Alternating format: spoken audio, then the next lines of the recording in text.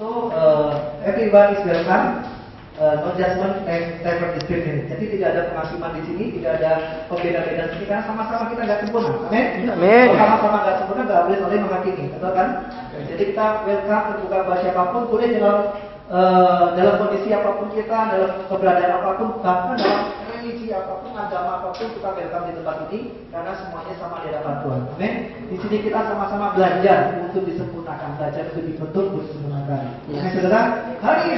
Malam hari ini kita masuk dalam tema restart yang terakhir ya pada bulan Oktober. Amin, saudara. Kalau minggu-minggu lalu kita sudah sama-sama di restart hidup kita, di restart ketika kita bertemu dengan Tuhan, kita di restart bagaimana kita mengalami titik balik dalam kehidupan kita. Hari ini ada satu yang spesial melalui hambanya akan merestart hidup kita melalui pertemuan pribadi dengan Roh Kudus. Amin, saudara. Sudah siap untuk bertemu dengan Roh Kudus pada malam hari ini? Roh Kudus itu bukan makanan, saudara ya, bukan semacam beso atau donat, tetapi Roh Kudus ada pribadi ketiga dari Allah yang selalu dekat dengan kita. Katakan dekat dengan kita. Dekat dengan kita. Nah, kita akan sama-sama dilayani oleh hambanya, nanti akan memperkenalkan diri. Kita berikan tepuk tangan bagi Tuhan kita. Oke, terima kasih Pak Doni dan Bapak Ibu Saudara sekalian atas kesempatannya, atas waktunya. Saya perkenalkan diri, nama saya Cahya Nugraha. Saya hadir bertiga dengan rekan saya Pak Edison dan Saudara Michael. Kami dari Ministry The Wonderful Counselor ya. Itu artinya penasihat ajaib. Nah, penasihat ajaib kalau diizinkan hadir di sini, dia akan segera melawat Bapak Ibu Saudara. Amin. Apapun yang menjadi pergumulanmu, masalah hidupmu, percayalah. Ketika tadi nama Yesus diserukan, dia akan memuji menyembah Tuhan tadi luar biasa ya. Saya merasakan Tuhan hadir di sini. Amin. Berapa banyak hati yang rindu dan haus akan Roh Kudus? Nanti tangan-tangan yang dilambaikan Tuhan akan melawat kita. Yang datang tidak akan pulang dengan kondisi yang sama. Akan bawa pulang hati Roh Kudus. Akan ada pengurapan Roh Kudus bagi setiap hati yang haus dan lapar. Nah, kehadiran kita di sini memang pelayanan TBC Kantor ini tidak selalu sendirian. Saya selalu bermitra dengan tim karena Yesus juga kalau melayani selalu mengajak murid-muridnya untuk saling melakukan pelayanan tubuh Kristus. Kita punya banyak karunia ya. Nah, kita mau belajar tentang firman Tuhan. Akan ada impartasi firman Tuhan dari Pak Edison ya, karena ada karunia yang dipercayakan kepada beliau untuk mengajar di tengah-tengah umat Tuhan. Jadi Bapak Ibu sekalian, fasten your seatbelt ya, kenakan sabuk pengaman Anda. Jangan pergi kemana-mana kecuali agak boleh tipis, nanti boleh tipis ya. Karena setelah nanti mendapatkan impartasi firman Tuhan yang diurapi Roh Kudus, iman Bapak Ibu Saudara akan dibangkitkan. Iman timbul dari mendengarkan firman Tuhan ya. Jadi benar-benar fokus dengerin karena hanya waktunya dikasih jatah sama Pak Doni 50 menit maksimal. Jadi saya sudah janjian 30 menit untuk impartasi firman Tuhan, 20 menit untuk doa urapan Roh Kudus ya. Amin. Siap Bapak Ibu Saudara? Waktu dan tempat, kami persilakan Pak Edison. Shalom Bapak Ibu. Shalom. Ya, suatu kehormatan kami boleh melayani di sini. Ya, kita mau belajar sama-sama mengenai firman Tuhan. Kita buka di Mazmur 25. Mazmur 25 ayat 14. Ini adalah salah satu ayat hafalan yang sering kali ya dihafalkan di jemaat Tuhan, tapi kebanyakan kurang mengerti artinya. Ya, kita mau belajar sama-sama. Ayo, mari kita baca Mazmur 25 ayat 14. Sudah dapat semua? Oke.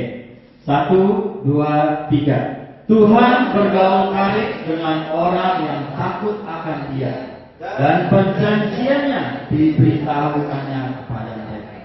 Sekali lagi, 1, 2, 3. Tuhan bergaul karib dengan orang yang takut akan Dia, dan perjanjiannya diberitahukannya kepada mereka. Saudara, dalam bahasa Inggris terjemahan NIV, New International Version, ini lebih magnus, lebih nancep. The secret of the Lord is with those who fear Him, and He will show them His covenant. Rahasia Allah adalah bersama mereka yang takut akan Allah, dan Dia akan menunjukkan kepada mereka perjanjiannya. Saudara, ada satu cerita beberapa waktu lalu, handphonenya anak saya, ya, merek Xiaomi, ya, konon nomor 1 di dunia, ya, mengalahkan Samsung katanya. Itu error, ya, hang. Terus saya bawa ke service centernya. Wah, Pak, ini mesti di restart ulang, mesti di program ulang. Katanya ini sering download aplikasi-aplikasi yang di luar Google Play, ya, sehingga akhirnya ngehang, nggak cocok ini keamanannya, softwarenya, sehingga membuat handphone itu hang, ya. Saudara, hal ini pun benar terjadi dalam hidup kita. Yang seringkali kita hang, seringkali kita tidak tahu, ya, kok hidup saya kok begini, hidup Tuhan kok begini, kok hidup Tuhan kok nggak seindah yang seperti dulu, ya. Nah, saudara, kita mau belajar. Ada seorang hamba Tuhan berkata, hamba Tuhan besar di Singapura, dia berkata begini, right believing will lead to right living. Percaya yang benar, iman yang benar, pemahaman Alkitab yang benar akan memimpin kepada hidup kekristenan yang benar. Jadi Bapak Ibu harus pasang telinga. Ya, setiap kali ada pengajaran Tuhan harus pasang telinga baik-baik. Ya. Saudara, dari ayat Mazmur 25 ayat 14 dikatakan, rahasia Allah ada bersama dengan mereka yang takut akan Dia. Dan Tuhan akan menunjukkan kepada mereka perjanjiannya. Saudara, Allah adalah Allah yang memegang perjanjian. Saudara, saya minta ada yang bawa Alkitab. Di sini tulisannya apa? Dan ada dibagi 2 menjadi apa? Perjanjian Lama dan Baru. Old Testament, New Testament. Ya. Perjanjian. Atau kalau bahasa Inggrisnya testament itu juga artinya covenant, ya. Dalam pernikahan juga itu adalah marriage covenant. Saat kita berdiri di hadapan Tuhan, kita mengikat perjanjian satu sama lain. Wah, aku akan mengasihi kamu dalam keadaan suka maupun duka. Aku akan mengasihi kamu dalam keadaan sakit maupun sehat, kaya ataupun miskin. Itu adalah perjanjian kita di hadapan Tuhan. Saudara, ada satu kisah seorang suami, ya, dia pergi ke seorang hamba Tuhan. Dia minta konseling. Dia berkata begini, Pak Pendeta, saya ini udah gak ada rasa lagi sama istri saya. Saya udah gak sayang lagi sama dia. Saya udah sulit sekali mengasihi dia, ya. Sudah tawar hati saya. Halo. Terus hamba Tuhan itu terus-menerus mendengarkan keluhan dari suami ini, ya. Lalu suatu saat hamba Tuhan ini mengeluarkan nasihat. Cuma nasihatnya satu, love her, kasihi dia. Suami ini bilang, Pak Pendeta tidak tahu, saya ini udah tawar hati sama dia, udah gak ada rasa sayang sama dia. Pendeta ini ulangi lagi, you don't understand, kamu tidak tahu, love her. Sudah tahu? Yang suami itu bicarakan adalah perasaan. Yang hamba Tuhan itu ambil dari kitab suci adalah kata kerja. Kasih itu bukan cuma perasaan. Kasih itu adalah kata kerja. Tidak dipengaruhi oleh perasaan. Ya. Waktu anak saya lahir, ya, istri saya udah seharian capek ngurus anak. Malam saya juga capek pulang dari kantor, ya. Terus udah jam 2, jam 3 anak saya ya, istrinya tinggal gini. Ya, artinya saya yang harus bangun, ya, ganti popoknya apa segala macam. Kalau ada keluhan baru Saudara, mengasihi istri itu adalah perjanjian. Allah sangat meninggikan, Allah sangat memandang serius apa yang namanya perjanjian. Ya, waktu pendeta ini berkata pada suami itu, bilang, love her. Saudara, waktu kita mengerjakan bagian kita, melakukan perjanjian kita, memegang perjanjian kita, mengasihi istri kita, itu ada kasih karunia tersedia bagi kita. Ya. Tapi kalau kita tidak memegang perjanjian, kasih karunia itu tidak tersedia.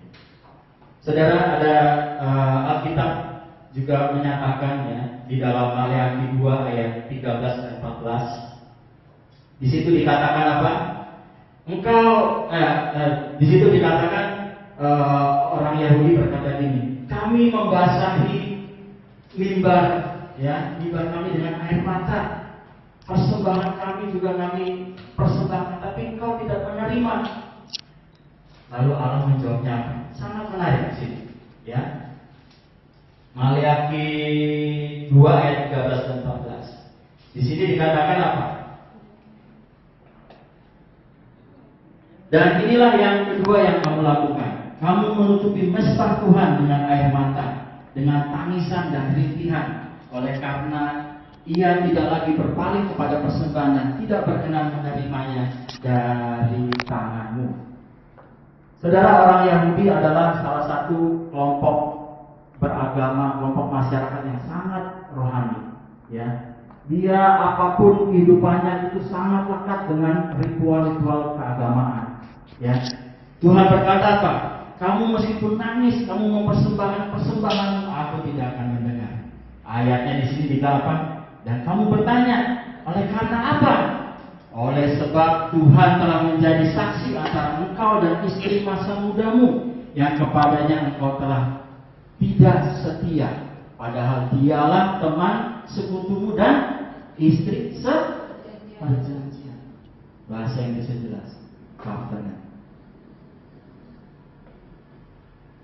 Dosa imoralitas ada dua, ya, perzinahan, percabulan. Percabulan itu antara orang-orang yang belum menikah berbuat cabul. Tapi perzinahan adalah orang yang sudah menikah lalu dia selingkuh. Saudaraku, dosa yang lebih serius adalah perzinahan. Karena apa? Ada satu yang besar yang dilanggar di situ. Perjanjian. Dan Allah sangat-sangat menghargai, menjunjung tinggi perjanjian. Karena itu, meskipun kamu melayani, kamu basahi mimbar dengan air mata, tangisan, rintihan, aku tidak akan mendengar, karena engkau melanggar perjanjian. Saudara, di dalam kita mau belajar mengenai perjanjian Allah kepada manusia. Ada beberapa perjanjian Allah terhadap Nuh, Allah terhadap Abraham, Allah terhadap Ishak, Allah terhadap Daud. Nah, kita malam ini mau belajar mengenai perjanjian Tuhan dengan Abraham. Saudara, Abraham itu apa? Sebelum namanya menjadi Abraham, dia adalah Abram. Artinya apa? The exalted father, ayah yang dimuliakan. Tapi Tuhan menggantinya dengan menjadi apa? Abraham. Ya, the father of multitudes, bapa segala bangsa. Waktu itu Abraham berkata sama Tuhan, Tuhan, engkau berjanji seperti itu, tapi saya tidak akan mewarisinya. Ya, mewarisi tanah yang Tuhan janjikan ini, karena saya tidak punya anak. Nanti Eliezer, orang Dansik itu yang akan mewarisinya. Lalu Tuhan apa? Membawa Abraham keluar. Lalu dia kasih unjuk, lihat langit, lihat bintang-bintang, dapatkah kamu menghitungnya? Lalu Abraham apa? Percaya, dan Tuhan menganggapnya sebagai kebenaran. Ya. Nah, lalu ada pertanyaan menarik ya di dalam Kejadian 15 ayat 8 itu. Di situ Abraham bertanya kepada Allah, Tuhan, ya, tadi Abraham sudah percaya bahwa Janji Tuhan akan membuat dia menjadi bapa segala bangsa, keturunannya banyak, dan Tuhan memberikan tanah perjanjian. Nah, tapi Abraham bertanya, Tuhan, bagaimana aku tahu kalau aku akan memilikinya? Lalu Tuhan berkata pada Abraham, ambil seekor lembu betina umur 3 tahun, ambil seekor kambing betina umur 3 tahun, dan seekor kambing jantan juga umur 3 tahun. Lalu ada 2 ekor burung tekukur sama burung merpati. Nah, saudara, waktu itu di Timur Tengah sana itu ada satu kebudayaan, kalau seseorang membuat perjanjian, ya, dia itu adalah to make covenant, itu artinya dalam bahasa Ibrani dikatakan karat beret. Ya, karat artinya to cut, beret adalah covenant, to cut a covenant. Makanya sampai sekarang perkataan itu masih dipakai dalam bahasa Inggris sekarang, to cut a deal, ya, deal atau deal, ya. Tapi bahasa Inggris lengkapnya adalah to cut a deal. Jadi seorang yang mengadakan perjanjian itu harus ada darah yang tercurah, dan darah itu berarti ada korban. Allah menyuruh Abraham menyiapkan 5 macam binatang itu, dan Abraham memotong ketiga binatang itu, ya, kecuali burung tidak dipotong, mungkin satu ditaruh kiri, satu ditaruh kanan, ya. Jadi dikasih satu sebelah kiri, satu sebelah kanan, dan di budaya Timur Tengah sana, orang yang mengadakan perjanjian itu memotong korban, membuat jalan di tengah, korbannya itu dibelah 2, satu di kiri, satu kanan, ya, dan dia berjalan melewati korban itu. Saat orang yang melakukan perjanjian itu melalui korban itu, dia berkata, hidupku sudah mati dan hidupku adalah milik orang yang aku adakan perjanjian. Dan demikian juga pihak yang satunya lagi akan berjalan melalui korban tersebut. Dan disitulah baru perjanjian itu menjadi sah. Perjanjian itu menjadi sah, artinya apa? Hidup saya adalah milikmu, dan hidupmu adalah milikku. Apa yang aku punyai adalah milikmu, dan apa yang kamu punyai adalah milikku. Sebegitu tingginya perjanjian. Saudara, mungkin kita bertanya, ya, dulu saya punya pengertian waktu Allah meminta kepada Abraham, berikan Ishak, anak yang kamu kasih. Lalu kita bilang, lalu Abraham taat. Oh, kita bilang, iya, taat karena memang Abraham orangnya taat. Tapi tidak. Secara biblical, Abraham memenuhi permintaan Allah karena dia adalah pemegang perjanjian. Dia terikat dengan perjanjian ini di Kisah, di Kejadian 15, ya. Nah, saat Allah meminta kepada Abraham, berikan Ishak, anakku yang kamu kasih, Abraham tanpa bertanya bagiku, dia berikan, ya. Nah, saat dia mau hunjamkan pisau kepada Ishak, Tuhan berkata apa? Menarik. Stop, jangan dilanjutkan lagi. Ini aku tahu bahwa kamu adalah orang yang takut akan aku. Persis seperti di Mazmur 25 tadi. The secret of the Lord is with those who fear Him. Abraham orang yang takut akan Tuhan. Perjanjian itu tidak berhenti di situ. 2000 tahun kemudian Allah memberikan siapa? Tuhan Yesus.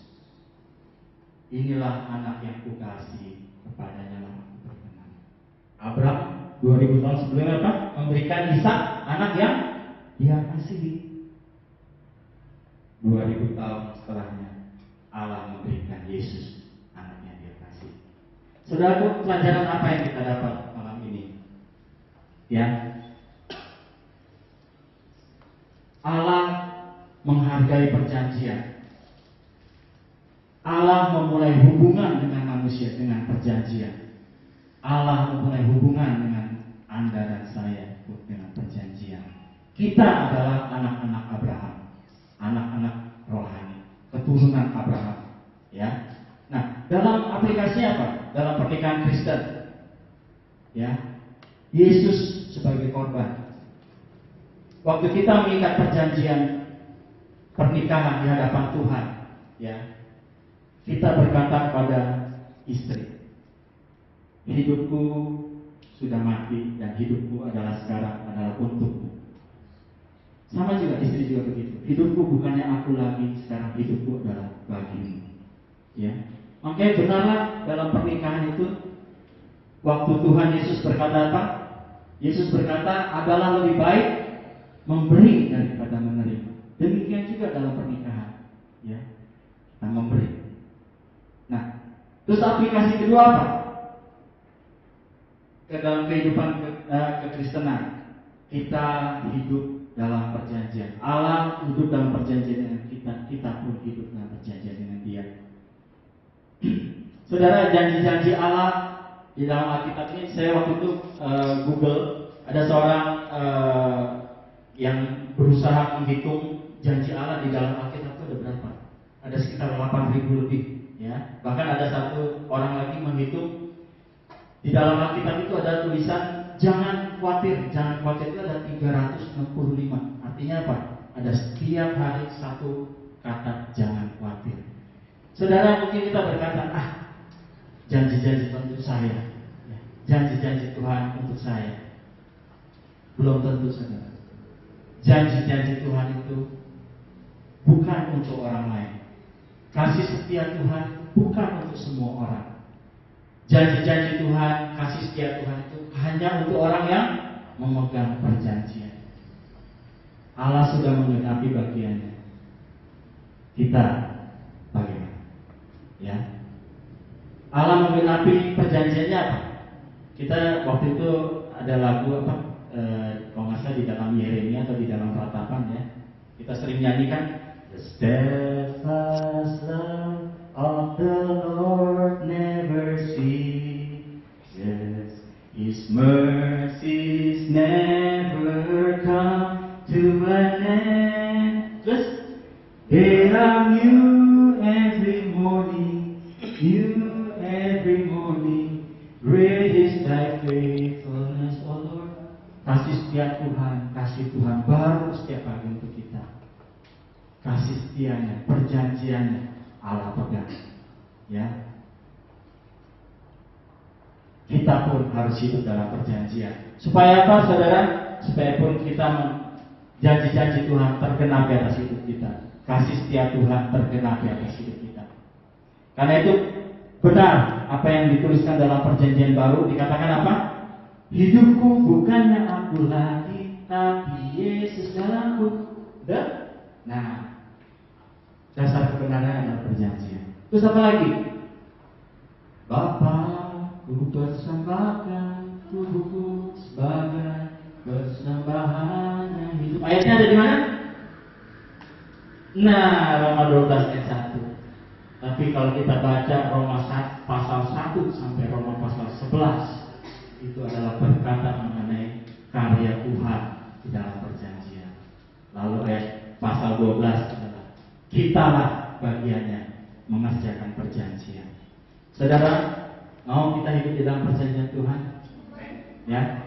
Satu ayat penutup adalah di Wahyu 2 ayat 5. Kita buka sama-sama.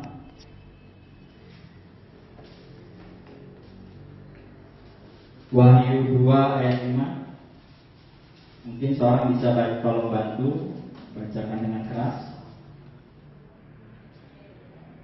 Wahyu 2 ayat 5. Sebab itu ingatlah betapa dalamnya engkau telah jatuh.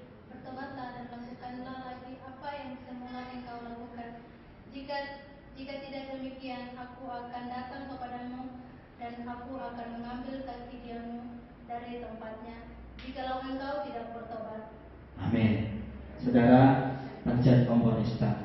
Ingat, waktu kita pertama cinta Tuhan Yesus. Ingat waktu pertama kita nangis, Tuhan, saya terima Engkau sebagai Tuhan dan Juru Selamat. Saat itu kita sungguh-sungguh memahami kasih Tuhan. Tuhan ingin kita pencet di tombol restart itu. Ya, kasih yang mula-mula kita hidup di dalam perjanjiannya. Amin.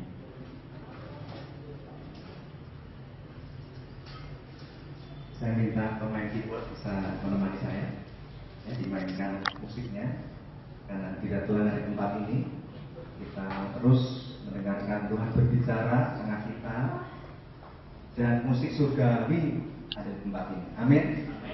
Jadi tadi firman Tuhan sudah disampaikan tentang bahwa Tuhan kita itu Allah yang memegang perjanjian, yaitu Tuhan perjanjian. God covenant, Allah yang memegang perjanjian.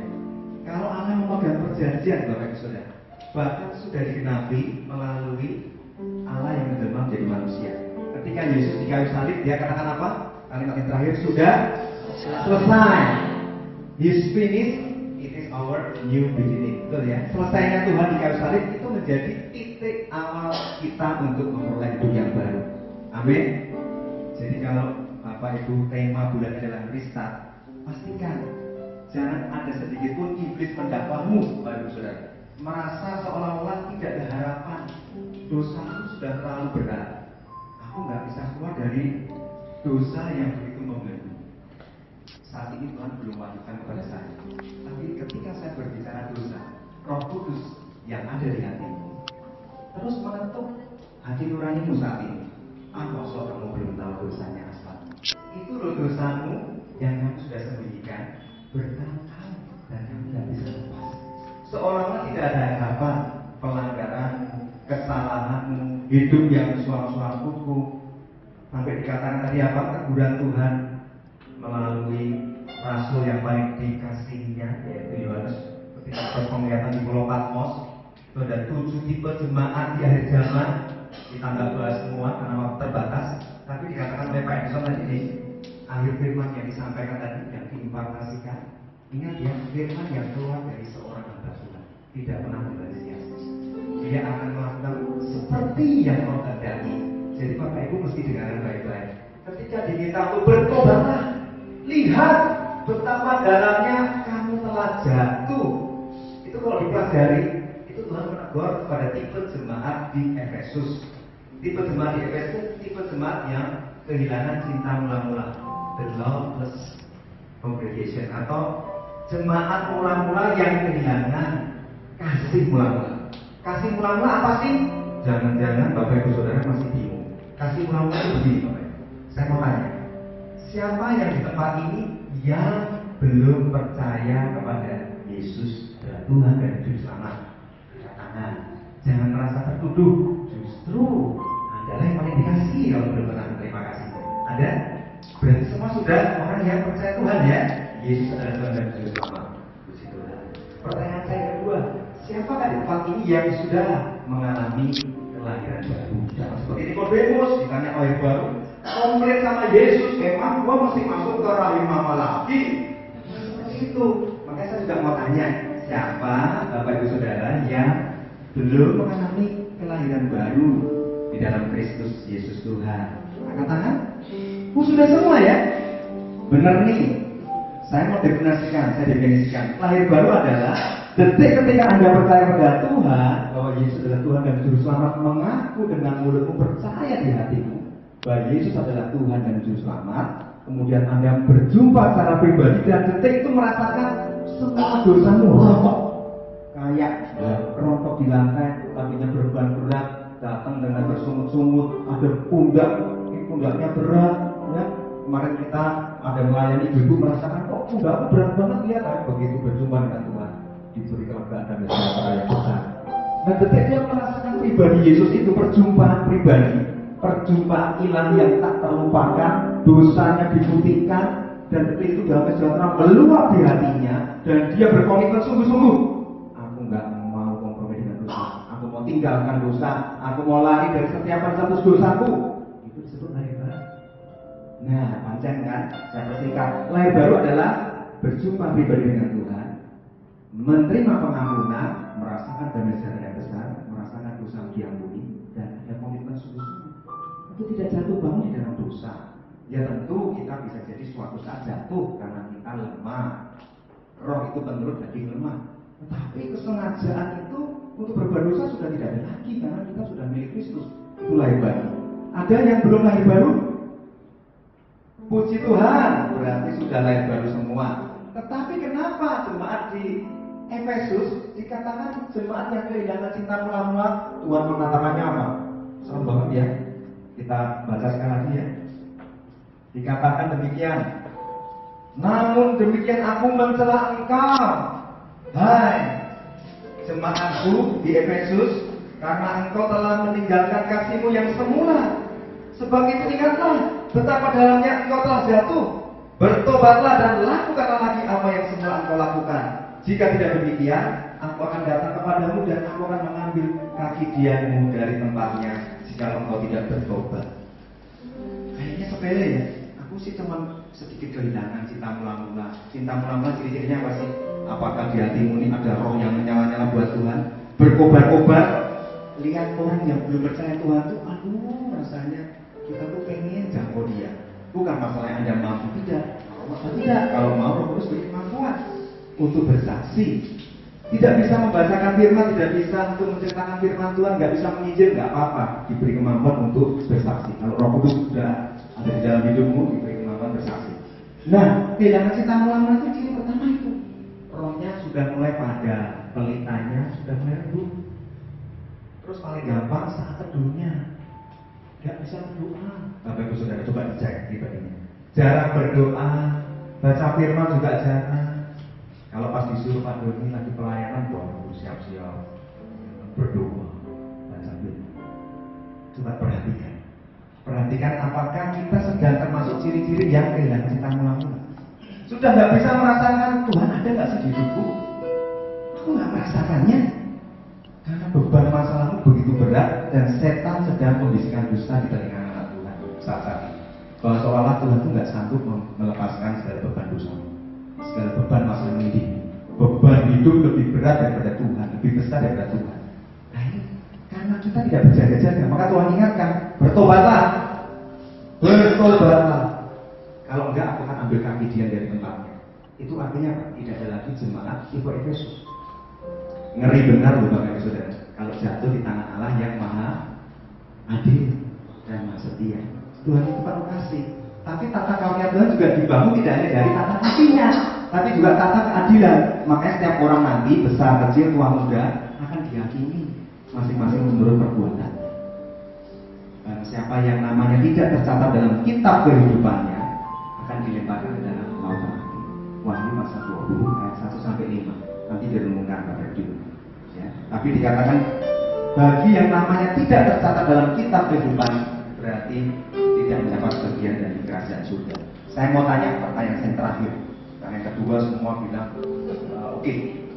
Siapa yang detik ini juga kalau Tuhan panggil Anda pulang alias meninggal, Anda yakin namamu tercatat di kitab kehidupan dan Anda pasti berjumpa dengan Tuhan muka dengan muka dalam kerajaan surga. Puji Tuhan, berarti ada yang ragu-ragu. Nah yang ragu-ragu ini Tuhan paling senang banget. Sekali lagi ya, saya katakan Tuhan itu terus mencari orang-orang yang jujur di hadapannya. Benar, berbahagialah Anda yang ragu dan yang lebih baik tidak mengangkat tangan daripada Anda berbohong. Karena apa? Roma 3:23, semua orang telah berbuat dosa dan kehilangan kemuliaan Allah. Upah dosa yang maut, jangan menambahi satu dosa lagi, yaitu berbohong di hadapan Tuhan. Ya, jadi jujur. Nah, saya senang Anda jujur. Karena yang tadi jujur nggak angkat tangan itu, justru dia paling dicintai Tuhan saat ini. Karena kalau satu orang bertobat, apa yang terjadi? Di surga terjadi kegaduhan yang luar biasa. Malaikat bertepuk tangan, bersorak-sorai. Haleluya! Mereka bersuka cita karena ada orang-orang yang kembali bertobat kepada Tuhan. Pertobatan itu harus setiap saat. Kalau Tuhan menegur hatimu, jangan keraskan hatimu. Lihat aku berdiri di muka pintu hatimu. Jangan mengetok. Kamu dengar nggak anak suara? Kalau dengar, jangan keraskan hatimu, bertobat ya. Apalagi kalau kita masih ragu, berarti ada dosa yang menghalangi kita, membuat kita menjadi not feel secure anymore.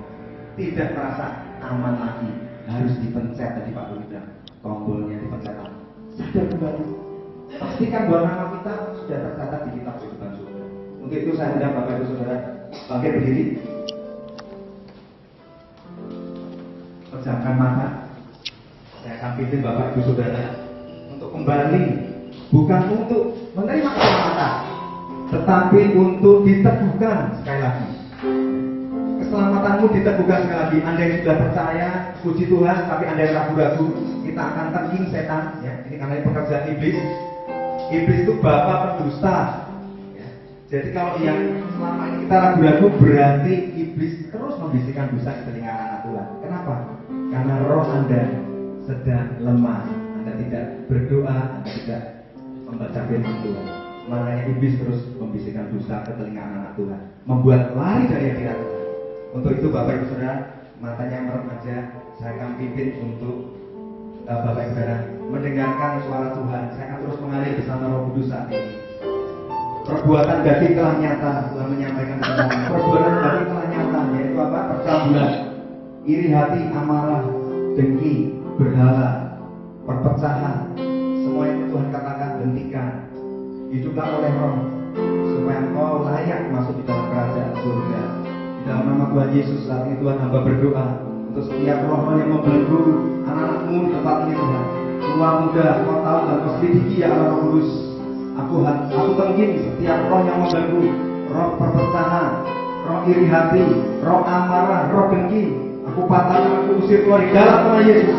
Tinggalkan dari setiap anak di tempat ini. Ada roh percabulan, intimidasi yang mengintimidasimu merasa tidak layak untuk terima pengampunan dari Tuhan. Itu bukan dari Tuhan, itu pekerjaan setan yang menarikmu untuk mundur dari tata kasih karunia Tuhan. Aku ikat pekerjaan setan di tempat ini yang ada dalam setiap pikiranmu, yang ada dalam setiap hatimu. Aku katakan di dalam nama Yesus, keluar dan tinggalkan dari setiap anak Tuhan di tempat ini. Kau dikuduskan, kau dilayakkan. Roh percabulan, roh perzinahan, roh kenajisan, aku katakan di dalam nama Yesus. Ada yang masih menyimpan kepahitan ketika kau mendengar satu nama, ya ada satu nama yang ditaruh Tuhan di hatimu, dan ketika kau mengingat namanya, kau masih merasa pedih, kau masih merasa terluka hatimu, bahkan kau marah, kau gak bisa melepaskan pengampunan kepada orang itu. Tuhan katakan saat ini, bertobatlah hai anakku, lepaskan pengampunan, berdoa bagi nama yang menyakiti hatimu itu. Sebab firman Tuhan mengatakan, kasihlah musuhmu dan berdoalah bagi mereka yang menganiaya kamu. Kalau engkau hanya mengasihi orang yang mengasihimu, apa gunanya kata Tuhan? Bertobat. Engkau yang menyimpan kepahitan, bertobat. Engkau yang suam-suam kuku, engkau nggak panas, engkau nggak dingin. Ini menjadi incaran setan di tengah-tengah saat ini. Setan terus mengincar anak Tuhan yang setengah hati, yang nggak sungguh-sungguh itu Tuhan, yang suam-suam kuku. Ingat, tidak hanya menjadi incaran setan, tapi Tuhan katakan juga, kalau engkau nggak bertobat, aku akan memuntahkan engkau dari mulutku. Tuhan begitu tegas, Tuhan begitu jelas mengajari kita semua. Hai anak-anak Tuhan di tempat ini, kuberikan keselamatan kepada setiap orang yang percaya, yang mau percaya kepadaku. Kuberikan keselamatan dengan cuma-cuma, bukan dengan emas dan perak, tetapi dengan darahmu yang kudus, darah yang tercurah di kayu salib ini. Penyelesaianku di kayu salib adalah titik awalmu saat ini. Bertobatlah, berikanlah dirimu untuk menerima pengampunan ini, supaya hidupmu nanti menerima karunia Roh Kudus, sama seperti perempuan Samaria ketika dia ditanya Tuhan untuk memberi Tuhan Yesus minum air, dan ketika Yesus berkata, kalau engkau mau minum air daripada air sungai kehidupan, kau tidak pernah haus selama-lamanya. Tapi yang ditanyakan Tuhan adalah, panggillah suamimu. Tuhan minta kejujuran. Dan perempuan Samaria itu akhirnya mengatakan, Tuhan, aku nggak punya suami. Dan Tuhan berkenan karena perempuan Samaria itu jujur di hadapan Tuhan. Saat ini juga Bapak Ibu Saudara, jujurlah di hadapan Tuhan. Jangan menambahi dosa yang baru di hadapan Tuhan. Saat ini hadirat Tuhan begitu kuat di tempat ini. Dia akan menghapus dosamu, semerah apapun akan dihapuskan oleh Tuhan, diputihkan seperti salju. Di dalam nama Yesus Tuhan, sucikan, kuduskan anak-anak di tempat ini. Ya Allah, saya undang Bapak Ibu Saudara yang mau restart benar-benar hidupnya, untuk komitmen sungguh-sungguh mencintai Tuhan, tidak suam-suam kuku, mau sungguh-sungguh menerima karya pengampunan Tuhan. Saya undang masuk ke depan. Kau yang tadi ragu, kalau Tuhan datang menjemputmu saat ini, kau juga masih ragu, apakah aku diterima Tuhan, apakah namaku tercatat dalam kitab firman. Maju ke depan, jangan buang waktu Bapak Saudara. Maju ke depan, gak usah malu. Ini masalah hidupmu dengan Tuhan. It's just between you and God. Jangan malu Bapak Saudara. Saya termasuk produk yang juga berdosa. Saya dulu juga mantan pornografi. Saya pecandu pornografi. Tuhan bisa bebas melepaskan saya. Saya masih tahu masih banyak orang yang malu maju. Jangan malu. Tuhan berfirman, kalau engkau malu mengakui aku di depan manusia, aku juga akan malu mengakuimu di depan Bapakku. Jangan sia-siakan panggilan ini. Maju ke depan. Mari Bapak Ibu Saudara. Saya enggak, masih ada lagi. Saya percaya masih ada lagi. Majulah ke depan. Karena sebelum Anda mengakui dosamu, maka Roh Kudus tidak akan diberikan kepadamu. Tuhan mau berikan Roh Kudus kepada setiap hatimu yang haus. Mari maju ke depan. Masih ada lagi. Tidak ada dosa besar, dosa kecil di hadapannya. Masih ada lagi. Engkau yang sulit berdoa, engkau yang belakangan ini tidak bisa berdoa, bahkan saat teduhmu bolong-bolong, kau suang-suang kuku, masuk ke depan Bapak Ibu. Berikan komitmen yang baru kepada Tuhan. Restart hidupmu kembali.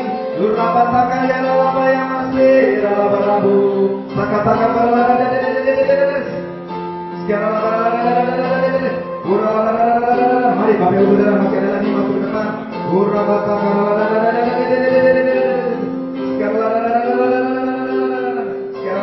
Tuhan, di tempat ini, di depan ini, Tuhan menyucikan amarahnya di tempat ini. Tuhan ada di tempat ini. Saya undang Bapak Ibu Saudara, saya hitung 3 kali. Jangan biarkan darahmu tertumpah atas kepalamu Bapak Ibu Saudara. Sebab Tuhan tidak mengampuni, Dia mengasihi. Jika masih ada yang kita keluar Tuhan, jangan keraskan hatimu. Tuhan tahu Anda masih menyimpan di dalam hatimu. Ya dosa itu jangan kau sembunyikan. Jangan kau sembunyikan. Akui, maju ke depan. Ayo iblis, aku patahkan setiap belenggu yang mengikat kaki-kaki anak-anak Tuhan yang masih belum bisa maju di dalam nama Yesus. Kau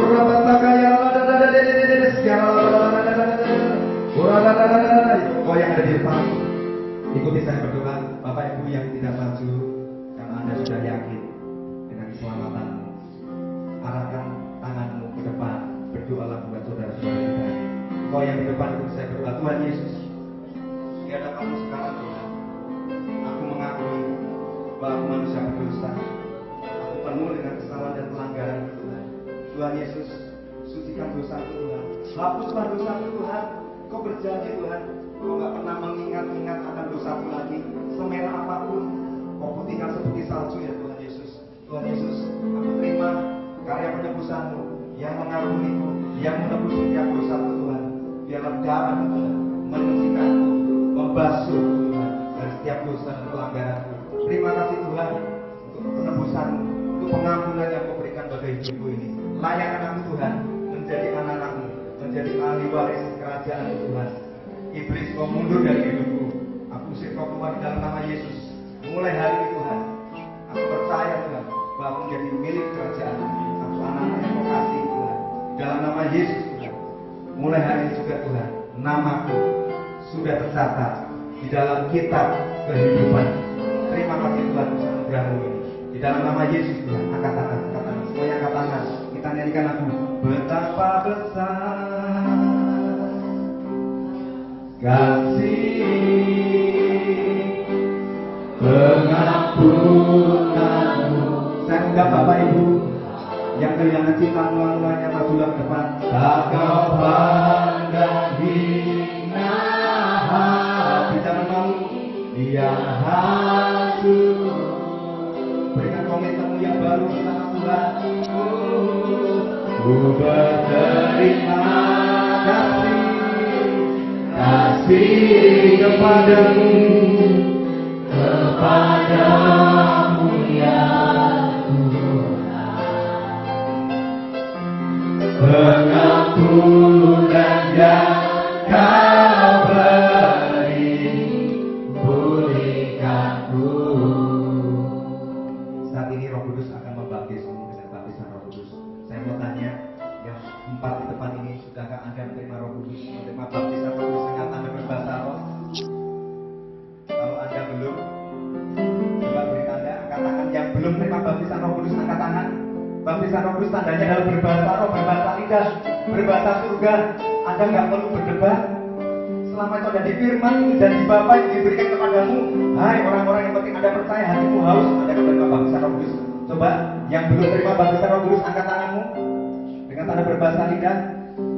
Yang angkat tangan, ada lagi, maju ke depan. Yang angkat tangan maju ke depan. Saya tanya sekali lagi, yang belum terima baptisan Roh Kudus dengan tanda berbahasa roh, nantikan janji Bapa. Ini janji bukan untuk rasul-rasul Tuhan zaman dulu. Ini digenapi untuk Anda dan saya tempat ini. Maju ke depan. Kalau yang rindu terima baptisan Roh Kudus, ayo depan. Maju ke depan. Terima janji Bapa ini. Yang baptisan Roh Kudus diberikan kepada hatimu yang haus dan percaya. Saya bacakan dasar firman Tuhan di Yohanes 7 ayat 37 sampai 39. Dikatakan demikian, dan pada puncak perayaan itu Yesus berdiri dan berseru. Saat ini Yesus berdiri di tempat ini. Dia mengelilingimu. Dia bersama saya ada tempat ini. Dia berseru, barang siapa haus, dari dalam hatimu akan mengalir aliran air hidup.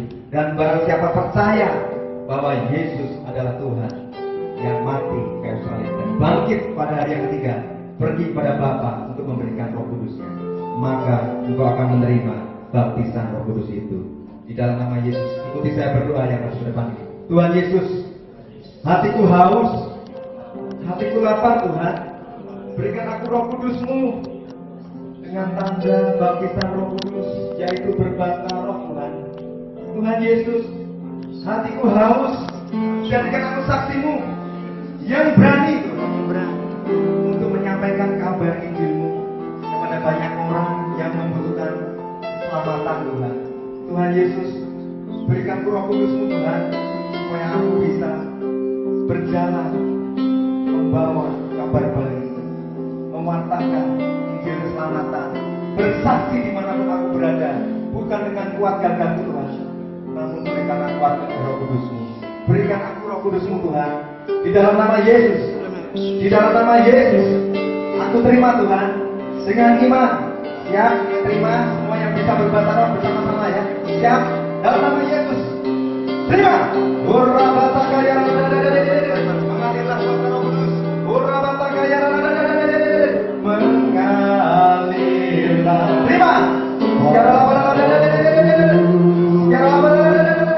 Terima. Terima.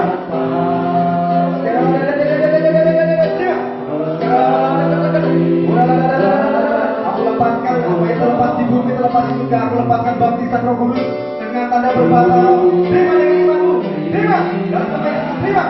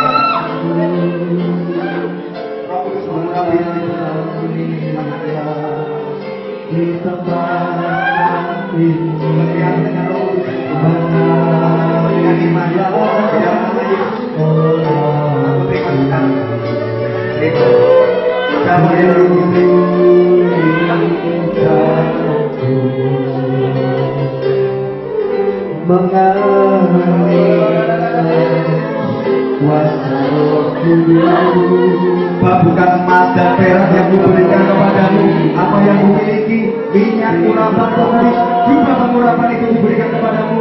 Siap terima dengan iman dalam nama Yesus. Terima. Terima.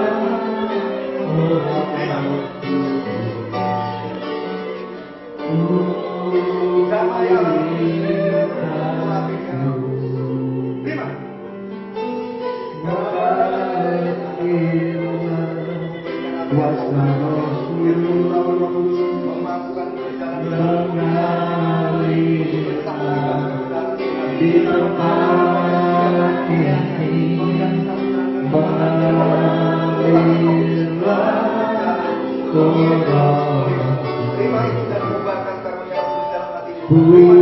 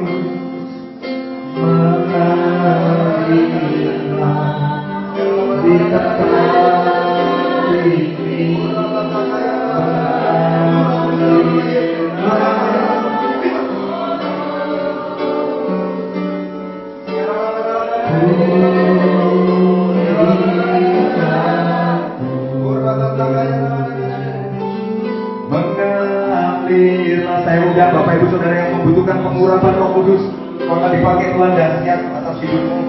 Memang dipakai Tuhan itu bersaksi bagi Injilnya anak muda. Serahkan hidupmu, anak orang muda. Serahkan hidupmu kepada Tuhan. Jangan hidup aku. Kau nggak pernah tahu kapan Tuhan datang dan menjemputmu pulang. Mari hadirkan masih dari sini. Jangan buang waktu, jangan tunda lagi. Majulah ke depan. Biar angkat tanganmu, dikatakan Yesus aku haus. Berikan aku Roh Kudus-Mu Tuhan. Urapi aku Tuhan. Urapi aku akan jama aku ya Roh Kudus. Aku terima ya Tuhan. Jama ya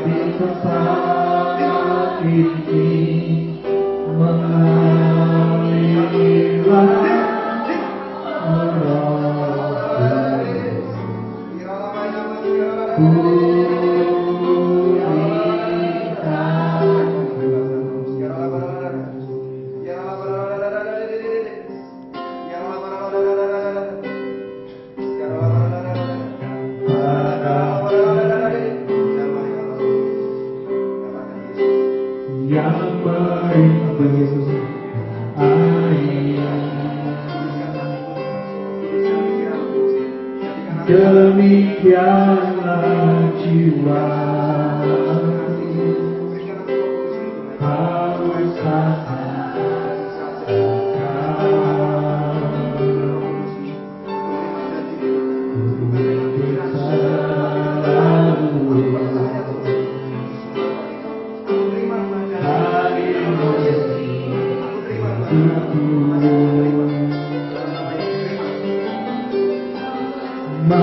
memulihkan jiwa, hapuskan air mataku, mengalirlah kuasa Roh Kudus, mengalirlah kuasa Roh Kudus. Bayangkan katakan maju depan. Maju di sini.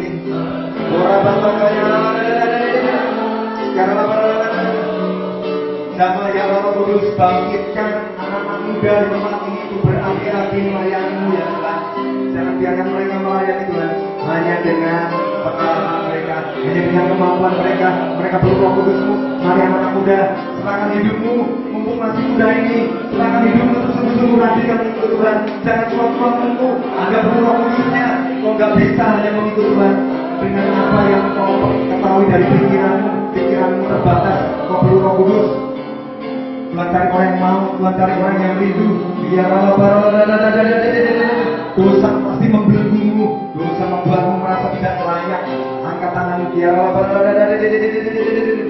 akui segala dosa dan pelanggaran di hadapan Tuhan. Biarlah dia mengampuni, dia mengasihi. Biarlah lepaskan itu, lepaskan kehadirannya. Aku mengasihimu. Aku mengasihimu, aku mengampuni segala masa lalumu. Lupakan masa lalumu itu. Di hadapanku seperti debu. Aku akan menjadikan manusia yang baru. Kuberikan hati yang baru dan roh yang baru dalam hidupmu. Urabataka ya rala. Mari saya berdoa lagi.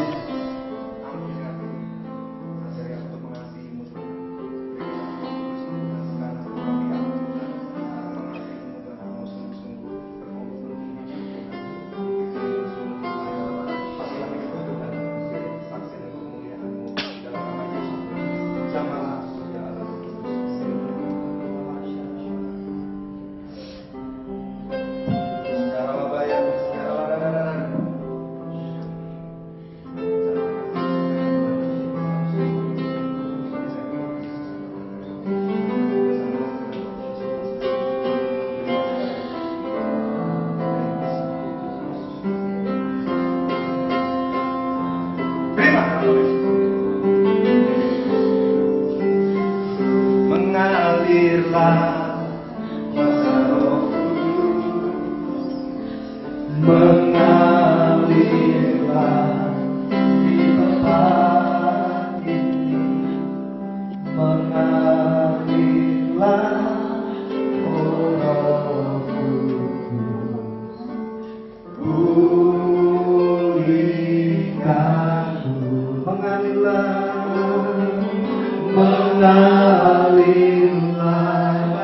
kuasa Roh Kudus. Mari kita angkat tangan kita semua dari atas Tuhan.